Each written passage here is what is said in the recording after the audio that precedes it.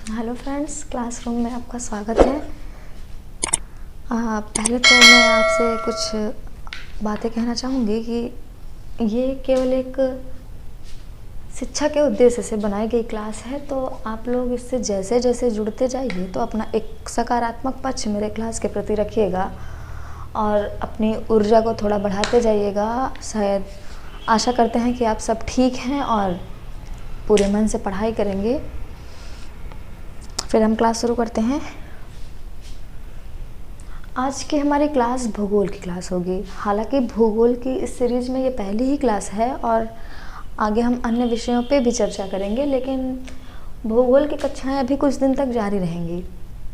भूगोल की एक शाखा भू आकृति विज्ञान के बारे में आज हम कुछ बेसिक जानकारी लेंगे कि भू आकृति विज्ञान या फिर जियोमॉर्फोलॉजी में ऐसी क्या विशेषता है कि ये चीज़ें शायद ज़रूरी हैं इसलिए भी पढ़ाई जाती हैं। तो क्या ज़रूरी है, बात इसकी है। तो ज़रूरी ये है कि जहाँ हम रहते हैं या जिस यूनिवर्स में हम रहते हैं या फिर जिस अर्थ या फिर पृथ्वी पे हम रहते हैं, तो उसका जो उद्भव हुआ, उसका विकास हुआ, वो कैसे हुआ, इन सब चीज़ों की जानकारी के लिए, या फिर जैसे स्थलाकृतियाँ बनी हैं या फिर जैसे पर्वत पहाड़ या फिर जो भी चीज़ें एग्जिस्ट करती हैं यूनिवर्स में, वो कैसे बनी हैं, बस इन सब की जानकारी जो है हम ये जियोमॉर्फोलॉजी या भू आकृति विज्ञान के अंतर्गत समझते हैं। तो आज हम चर्चा करेंगे पृथ्वी की उत्पत्ति एवं विकास पे। पृथ्वी की उत्पत्ति एवं विकास का मतलब है कि पृथ्वी की जो उत्पत्ति है यानी कि ओरिजिन है पृथ्वी का, वो कैसे हुआ, कैसे कौन सी ऐसी परिघटना हुई कि इतने बड़े यूनिवर्स में हम एग्जिस्ट करने लगे या फिर हमारे सौर मंडल का निर्माण होता है। तो चर्चा करते हैं हम ये पृथ्वी की उत्पत्ति के बारे में। तो पृथ्वी की उत्पत्ति के संदर्भ में विभिन्न वैज्ञानिकों के विभिन्न मत हैं और सबके अपने अपने तर्क हैं, अपने अपने पक्ष हैं और अपनी अपनी पैरामीटर्स हैं या फिर अपने अपने जो भी उनके परिप्रेक्ष्य में बातें कही हैं उन्होंने। आज हम उस पर चर्चा करेंगे। तो कई वैज्ञानिक थे और कई वैज्ञानिकों ने कई तरह की बातें की। पृथ्वी की उत्पत्ति के बारे में सबसे पहले चर्चा करने वाले वैज्ञानिक का नाम था फ्रांसीसी वैज्ञानिक कास्ते द बफन। उन्होंने 1749 में अपनी एक थियरी दी, पुच्छल तारा परिकल्पना या कॉमेट हाइपोथेसिस। कॉमेट हाइपोथेसिस में वो बताते हैं कि एक पुच्छल तारे और सूर्य के टकराव से जो है वो पृथ्वी बनी।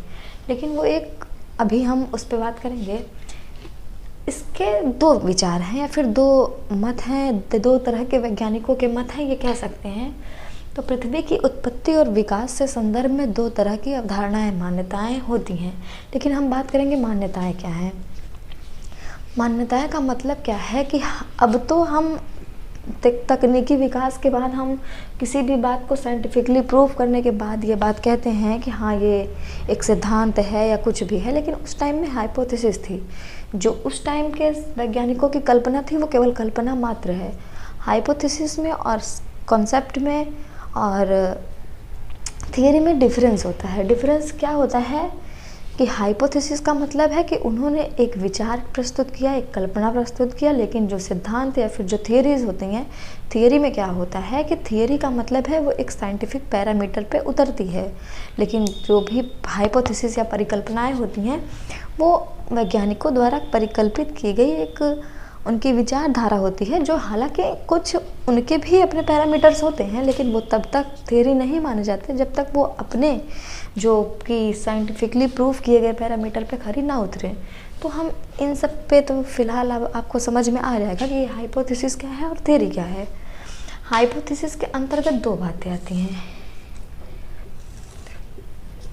पृथ्वी की उत्पत्ति के संबंध में दो बातें हैं, एक अद्वैतवादी सिद्धांत और एक द्वैतवादी सिद्धांत। अद्वैतवादी, फिलहाल ये सिद्धांत कहिए या फिर ये परिकल्पना कहिए, एक बात एक तो नहीं है, लेकिन हाँ कह सकते हैं ये द्वैतवादी परिकल्पना है। सॉरी, जैसा जैसा हम बोलते जा रहे हैं आप लोग एक नोट्स तैयार करते जाइएगा। जैसे कि मेरी भाषा अगर आपको ना समझ में आए तो आप अपने भाषा में नोट्स बनाएंगे तो बेहतर होगा। द्वैतवादी परिकल्पना, द्वैतवादी परिकल्पना, तो क्या ये जो अद्वैतवादी परिकल्पना है इसको मोनेस्टिक या फिर एकलवादी परिकल्पना कहते हैं। जो अद्वैतवादी या एकलवादी है इसको मोनेस्टिक या फिर पेरेंटल हाइपोथेसिस कहते हैं। पेरेंटल हाइपोथेसिस का मतलब है यही जो है ये माता पिता हैं पृथ्वी की उत्पत्ति के। जो ये थियरी है यही एक इनिशियल थियरी है। Initial theory in the sense कि ये पेरेंट्स की तरह या फिर वही कि इसके पितामह या जनक हैं। इसके अंतर्गत क्या तर्क क्या है, जो अद्वैतवादी जो परिकल्पना है इसके अंतर्गत एक तर्क है कि पृथ्वी की उत्पत्ति में या पृथ्वी के जो सृजन या उद्भव के विकास में जो भी मतलब कि ऐतिहासिक घटनाएं हुई, जो उस टाइम में जो भी घटनाएं घटित हुई, जिस प्रक्रिया में घटित हुई, उसमें केवल एक तारे ने, एक सिंगल जो है उसने मतलब पार्टिकल ने, एक खगोलीय पिंड ने ही भाग लिया। जबकि इनका जो मत है, जो द्वैतवादी जो वैज्ञानिकों का जो मत है उनका बिल्कुल इनके विपरीत उनका मत है। वो कहते हैं कि पृथ्वी की उत्पत्ति या फिर विकास में, उस परिघटना में, उस ऐतिहासिक परिघटना में या जो भी प्रक्रिया हुई उसमें एक तारे ने नहीं बल्कि दो तारे ने या दो खगोलीय पिंडों ने मिलकर भाग लिया और पृथ्वी का विकास किया। हालांकि अभी हम बात करेंगे अद्वैतवादी पे। द्वैतवादी पे चर्चा हम करेंगे तो एक एक वैज्ञानिकों को हमें देखते जाएंगे और बात करेंगे कि ये क्या है। पहले हुआ करता था कि लोगों की एक धार्मिक मान्यताएं होती थी कि ऐसा हुआ था वैसा हुआ था, मतलब अब अपने अपने धार्मिक विचार हुआ करते थे। लेकिन धीरे धीरे जैसे जैसे समय बदलता गया, विभिन्न वैज्ञानिकों और संस्थाओं ने अपने अपने अनेक मत दिए। तो अनेक मत में सबसे पहला मत वही कास्ते द बफन की थियरी थी। 1749 कास्ते द बफन। कास्ते द बफन एक फ्रांसीसी साइंटिस्ट थे। 1749, इधर से लिखते हैं, थोड़ा सा टेढ़ा हो रहा है।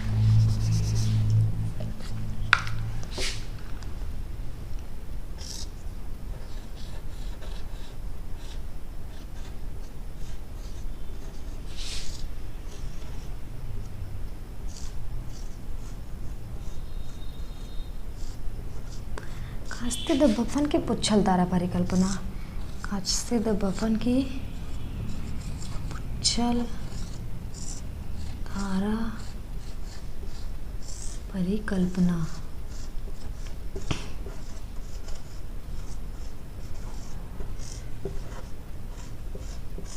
इस परिकल्पना के अंतर्गत कहते क्या है? हालांकि कहते तो फिलहाल इनके कुछ वैज्ञानिक तर्क ही थे, लेकिन हुआ क्या? कास्ते द बफन कहते हैं कि एक विशाल तारा या फिर पुच्छल तारा, एक विशाल, इधर समझाते हैं कि एक विशाल तारा और एक पुच्छल तारा, इसमें आपस में क्या है, ये यहाँ से होकर गुजरता है। जैसे ही ये एक विशाल सूर्य के पास से होकर ये विशाल तारा या पुच्छल तारा होकर गुजरता है, इसमें बहुत सारे पदार्थों का क्या हुआ, उत्सर्जन हुआ। इसमें बहुत सारे पदार्थों का उत्सर्जन हुआ और जो बड़े कण थे वो उन्होंने ग्रह का रूप ले लिया और जो छोटे कण थे वो उपग्रह के रूप में परिवर्तित हो गए। ऐसा हुआ क्यों? ऐसा हुआ कि इन दोनों में जो है वो घर्षण हुआ होगा, बहुत सारी एनर्जी हुई होगी, किसी के पास गुरुत्वाकर्षण बल या किसी भी प्रकार का बल रहा होगा। तो ऐसे ऐसे क्या हुआ कि इनमें बहुत सारे जो है वो पिंड के रूप में एकत्रित हुए और छोटे पिंडों का क्या हुआ कि ग्रह बन गया और बड़े पिंडों का उपग्रह बन गया। तो मानते हैं कि ये सूर्य है और ये पुच्छल तारा है, ये ऐसे ऐसे होके गुजरा और ऐसे ऐसे क्या हुआ कि जो है पिंड जो है छोटे छोटे पार्टिकल या फिर जो खगोलीय पदार्थ हैं वो एकत्रित होते गए और ऐसे ग्रह की जो भी कक्षाएं हैं वो बनती गई और ग्रहों का निर्माण हो गया और उसी एक ग्रह में हमारी जो पृथ्वी है उसका भी निर्माण हो गया। इनकी जो परिकल्पना थी या फिर इनका जो भी सिद्धांत था या मानना था, उसके वो वैज्ञानिकता के सभी तर्क पे आधार, मतलब तर्क पे था। उनका तर्क जो था वो वैज्ञानिकता का आधार था, लेकिन सौर मंडल से संबद्ध अन्य बहुत सारे प्रश्नों के उत्तर देने में ये असफल रहे।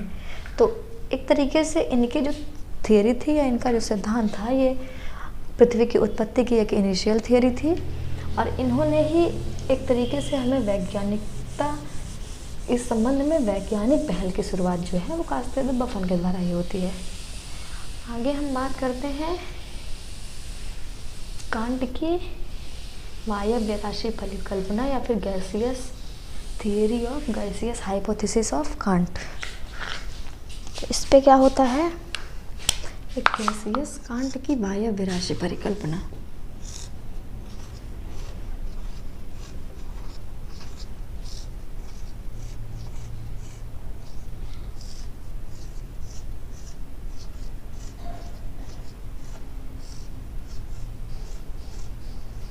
ये काफ़ी इंटरेस्टिंग थियरी है। एक तरीके से कहें तो ये क्या है कि साइंटिफिक रूप से ये एक पहली थियरी थी जिसको आज भी हम पृथ्वी की उत्पत्ति के विकास का आधार मानते हैं या फिर सर्वाधिक मत जो है ये इसी को प्राप्त है कि ये कहीं हद तक सही है।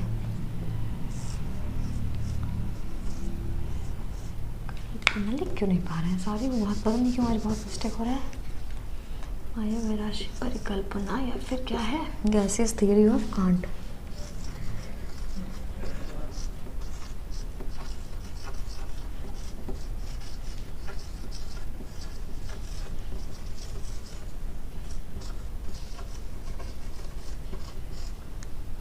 तो स्पेलिंग पे नहीं जाइएगा। तो कांट की जो वायव्य राशि परिकल्पना है इसके अंतर्गत हम बात करेंगे। कांट की जो वायव्य राशि परिकल्पना है इसके अंतर्गत क्या हम बात करेंगे कि कांट महोदय एक जर्मन इमैनुअल कांट जो थे वो एक जर्मन खगोल शास्त्री या वैज्ञानिक थे।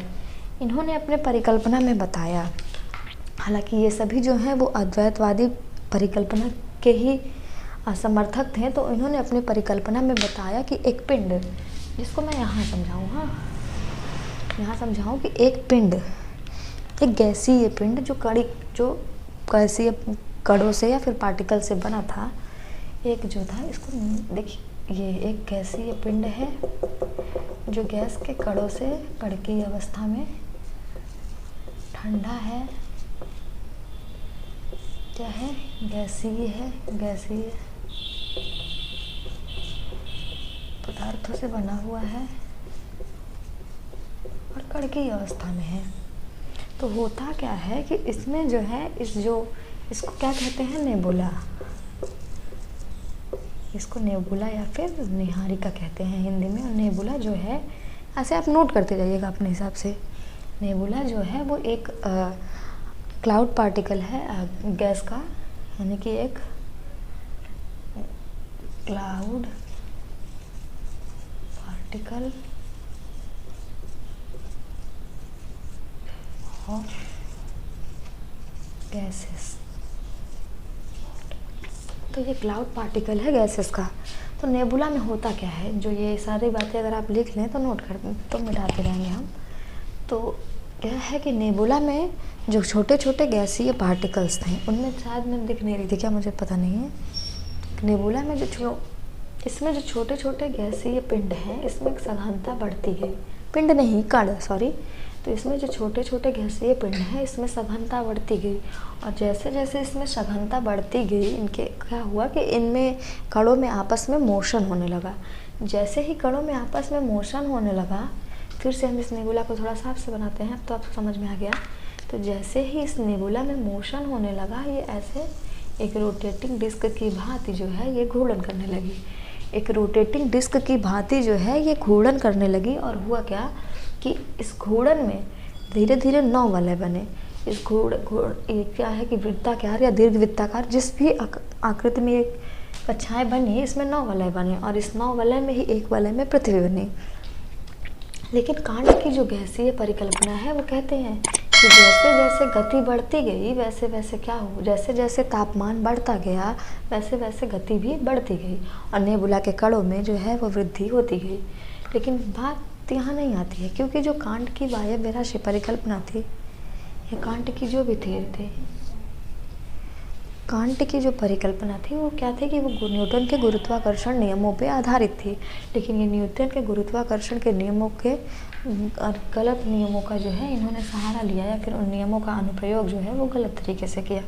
कांट की वायव्य राशि परिकल्पना के अंतर्गत गुरुत्वाकर्षण के नियम की बात तो की, लेकिन वो ये बताने में असफल रहे कि जो इस पार्टिकल्स में जो मोशन हुआ वो मोशन कहाँ से स्टार्ट हुआ। क्योंकि जब गति का पहला नियम कहता है, क्योंकि गति का जो पहला नियम है वो नियम कहता है कि कोई भी वस्तु अगर विरामावस्था में है तो विरामावस्था में रहेगी, यदि गतिमान अवस्था में है तो गतिमान अवस्था में रहेगी, जब तक कि उस पर कोई बाह्य बल न लगाया जाए। तो कांट महोदय जो थे वो ये बताने में असफल रहे कि जो नेबुला है, नेबुला के कणों में यहाँ पे जो है गति कहाँ से शुरू हुई। वो ये भी बताने में उन्होंने बोला कि जैसे जैसे तापमान बढ़ता गया वैसे वैसे जो है गति बढ़ती गई, लेकिन कहाँ पॉसिबल है, क्योंकि जो संवेग संरक्षण का नियम कहता है कि जैसे जैसे जो है गति बढ़ती जाएगी, जैसे जैसे दूरी बढ़ती जाएगी घटती जाएगी, लेकिन ये जैसे ही वलय तो बाहरी कक्षाओं में बढ़ता गया, दूरी नहीं बढ़ सकती ना। तो फिर हालांकि इन्होंने एक थियरी दी जो ज़्यादातर तर्कों में सही थी, लेकिन कुछ आलोचनाएं तो सभी की होती हैं। तो ये रहा कांट की वायव्य राशि परिकल्पना। आगे हम बात करते हैं लाप्लास की निहारिका सिद्धांत की। तो लाप्लास महोदय जो थे उन्होंने एक निहारिका सिद्धांत दिया। उन्होंने अपने निहारिका सिद्धांत में ज़्यादा कुछ खास नहीं बताया। निहारिका सिद्धांत एक तरीके से कांट की जो वायव्य राशि परिकल्पना या जो गैसियस थियरी है इसी पे आधारित थी। लाप्लास महोदय जो थे उन्होंने बताया लाप्लास की निहारिका सिद्धांत। लाप्लास की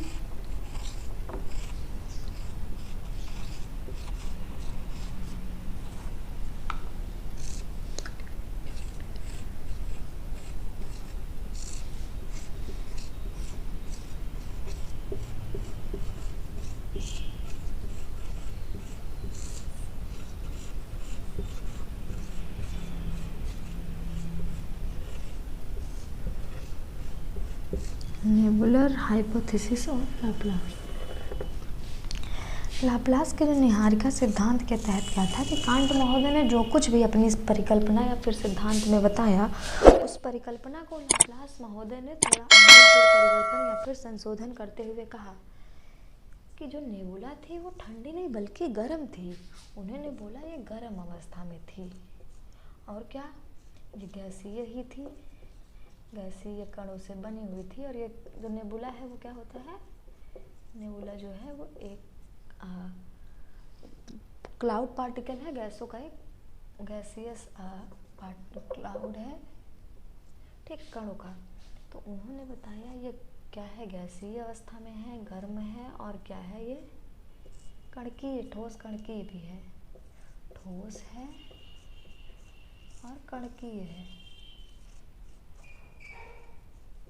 तो लाप्लास महोदय कहते हैं कि नेबुला में जो मोशन स्टार्ट हुआ था, नेबुला ने एक रोटेटिंग डिस्क की भांति जो भी काम करना स्टार्ट किया। Rotating disc in the sense कि ऐसे ऐसे वलयाकार घूमने लगी, और जो ये मोशन स्टार्ट हुआ वो नेबुला में उपस्थित गर्मी के कारण हुआ। जैसे जैसे गर्मी बढ़ती गई इनमें रोटेशन हुआ और इसकी स्पीड जो है वो बढ़ती गई, और इससे कुछ नए 9 वलय बने। लेकिन इन 9 वलयों में हमारी पृथ्वी भी थी। लेकिन उन्होंने एक और बात बताई। लाप्लास कहते हैं कि लाप्लास महोदय कहते हैं कि जो नेबुला है, नेबुला से कुछ वलय बने और इस वलय से और वलय बने, इस वलय से वलय बढ़ते गए। मतलब क्या था कि जो कांट ने कहा कि उसमें घूर्णन हुआ और उसी वृत्ताकार कक्षा में अपनी कक्ष में जो भी कक्षाएं थी उसमें क्या हुआ कि 9 वलय बने। लेकिन इन्होंने कहा कि छल्ले बने और दूसरे छल्लों में से ही छल्ले बने। हालांकि ये बात तो फिलहाल अपने तर्क थे, लेकिन इसमें वो आलोचना जैसे क्या कहें कि इन्होंने कुछ चीज़ें बताने में ये असफल रहे। जैसे कि ग्रह है, ग्रह के जो उपग्रह होते हैं वो इसी कक्षा में यानी अपने पित्त कक्षा के ही परिक्रमा करते हैं। जो ग्रह होते हैं या जो उपग्रह होते हैं अपने पित्त ग्रह की ही परिक्रमा करते हैं, जबकि शनि और बृहस्पति के जो उपग्रह हैं वो उसकी दिशा में परिक्रमा नहीं करते।